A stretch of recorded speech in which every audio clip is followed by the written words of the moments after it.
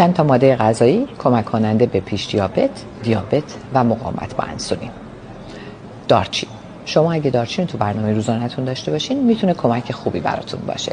فقط یادتون باشه دارچین رو اگه میخواین به عنوان ادویه توی مواد غذاییتون استفاده کنین نباید بذارین زیاد بپزه، چون اونجوری دیگه اون خواصش رو از دست میده. پس بهتره یا در زمان سرو غذا فقط روی غذاتون بریزین یا به صورت مثلا چای دارچین اینجوری استفاده بشه. بعدیش میدونستین کینوا هست، چون کینوا هم پروتئین خوبی رو داره هم فیبر به میزان مناسب داره و باعث میشه شما رو سیر نگه داره و شما به دنبال غذا خوردن مجدد و سریع و سیر نرین و اینجوری قند خون شما با سرعت افت پیدا نمیکنه که دوباره بخواین ببرینش بالا. پس کینوا خیلی نقش خوبی رو داره.